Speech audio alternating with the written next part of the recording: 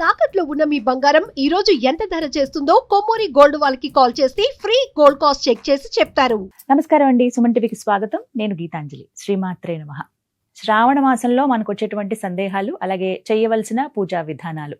ప్రధానంగా శుక్రవారం రోజు ఎటువంటి పూజా విధానాన్ని మనం ఆచరించాలి అంటే, ఈసారి 5 శుక్రవారాలు వచ్చాయి. ఈ 5 శుక్రవారాలు ఏ విధంగా చేసుకోవాలి? 2వ వారం వరలక్ష్మి వ్రతం ఎలాగో ఆచరించుకుంటాం కాబట్టి, మిగతా వారాల్లో ఎటువంటి సంకల్పం తీసుకుని మనం అమ్మ అనుగ్రహం పొందవచ్చు, ఎటువంటి పూజా విధానాన్ని పాటించవచ్చు తెలుసుకుందాం. మనతో పాటు ఉన్నారు శ్రీ విద్య ఉపాసకులు అమ్మ గీతా కుమారి గారు. వారితో మాట్లాడదాం. అమ్మ నమస్కారం. శ్రీ గురుభ్యో నమః. శ్రీమాత్రే నమః. నమస్తే అమ్మా. శ్రీమాత్రే నమః. అమ్మ ఎలా ఉన్నారు? బాగున్నామమ్మా, మీరు బాగున్నారా? బాగున్నాను. చాలా సంతోషం మళ్ళీ కలవటం. అవును, సమయం ఇచ్చినందుకు ధన్యవాదాలు. అమ్మవారి దయ.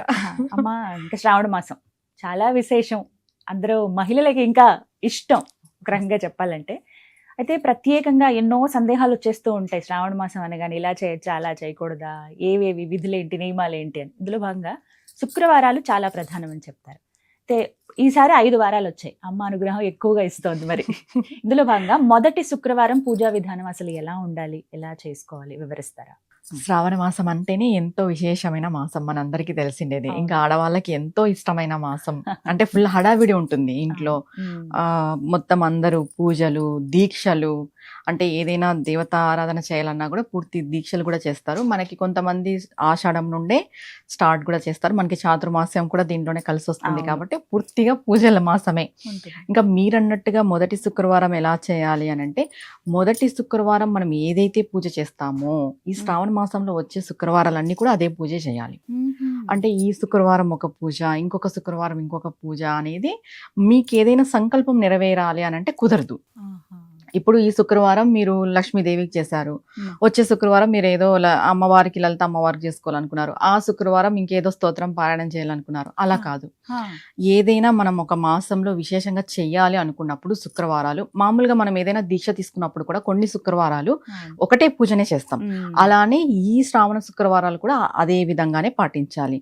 ఇంకా పూజా విధానం ఏంటి అని అంటే, మీరు మొదటి శుక్రవారం ఏ దేవతకి అంటే మహాలక్ష్మికి చేస్తారా, లక్ష్మీదేవికి చేస్తారా, అమ్మవారికి చేస్తారా అని వాళ్ళు నిర్ణయించుకోవాలి.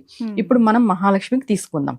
మహాలక్ష్మికి చేసే వాళ్ళు ఎలా ఉండాలి అంటే, ఉదయం లేవగానే అంటే తలంటు స్నానాధికాలు కాలకృత్యాలన్నీ తీర్చుకొని శుక్రవారం రోజు ఉపవాసం చేయాల్సి వస్తే చెయ్యొచ్చు.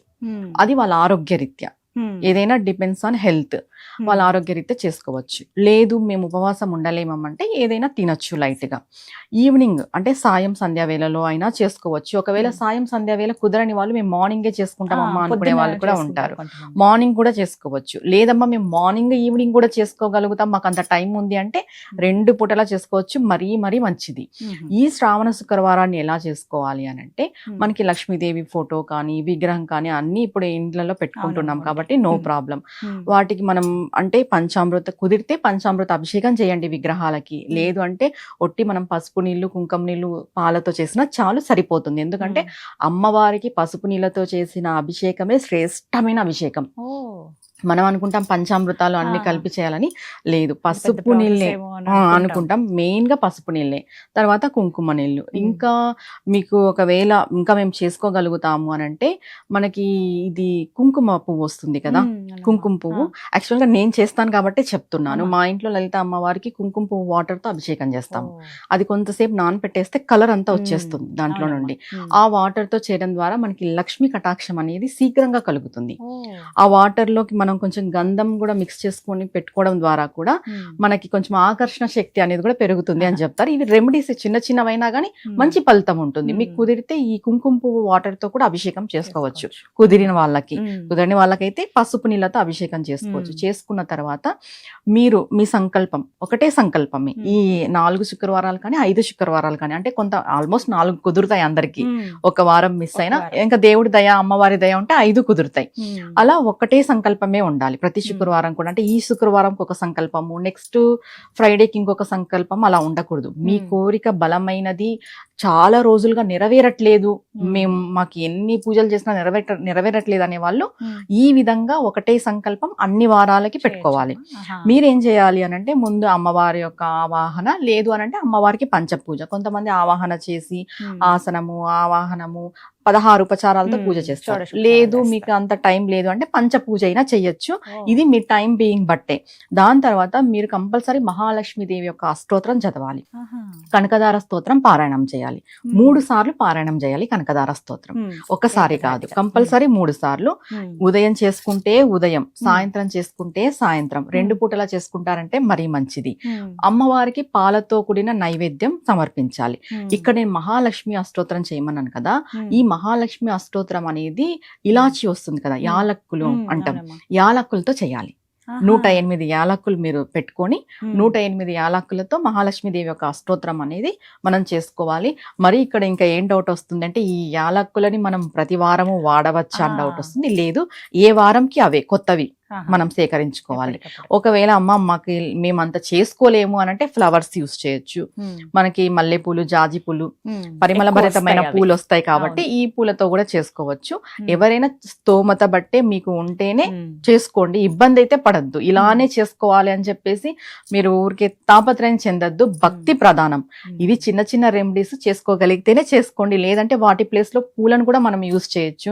అమ్మవారు భక్తిని చూస్తుంది.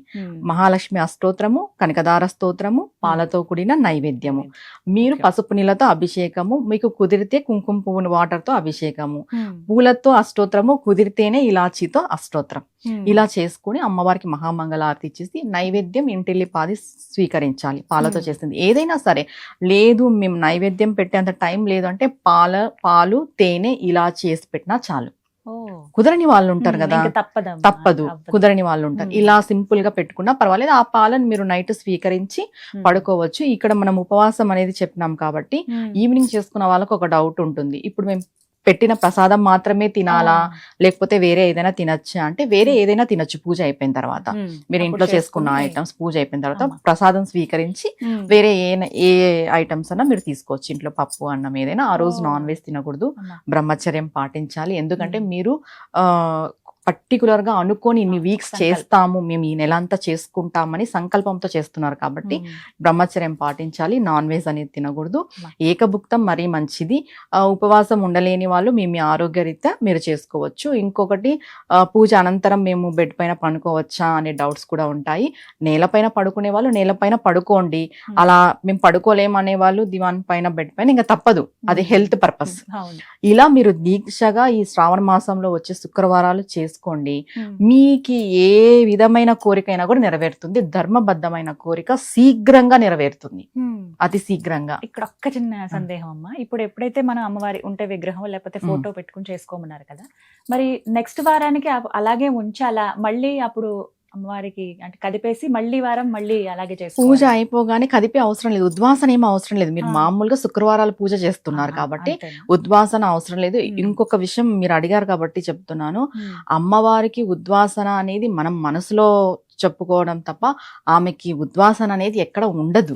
ఆవిడ లేని చోట ఎక్కడ అంటే, ఇప్పుడు మనకి ఆదిశంకరాచార్యులు కూడా చెప్పారు కదా, అంటే నేను పిలిస్తేనే నువ్వు వస్తావా, నేనేదో ఆచమనం చేస్తేనే నువ్వు చేయించుకుంటావా, సర్వాంతర్యామి అయిన నువ్వు నేను నిన్ను ఎలా పిలవగలను అంటే, సర్వాంతర్యామి కాకపోతే మనం పిలవాలి ప్రత్యేకించి. ఆవిడే ఉన్నప్పుడు ఉద్వాసన అనేది ఏం పెద్ద మ్యాండేటరీ ఏం కాదు. ఇక్కడ మీరు నార్మల్ గా పూజ చేసుకొని మహామంగళారతి ఇచ్చేస్తే పూజ కంప్లీట్. మీరు నైవేద్యం స్వీకరించి ఇంకా మీ పనులు మీరు చేసుకుంటే సరిపోతుంది. నెక్స్ట్ డేకి యథావిధిగా మీ పూజ రూమ్ అనేది సర్దుకుంటే సరిపోతుంది. అంటే కొంతమంది ముందు అమ్మవారిది పెట్టేసి ఆ రోజు చేసుకుంటారు, నెక్స్ట్ అమ్మవారిని పక్కకి పెట్టడం అలా ఉంటుంది. లేదు, మీ పూజా రూమ్ లోనే ఎలా ఉంటే అలా చేసుకుంటామని అలా అయినా చేసుకోవచ్చు, ఇబ్బంది ఏం లేదు. అంటే మళ్ళీ దీంట్లో సపరేట్ పీట వేసి చేసుకోవాలా ఇలాంటి డౌట్స్ ఉంటే అలా ఏం లేదు. జనరల్ గా పూజా మందిరంలోనే చేసుకోవచ్చు.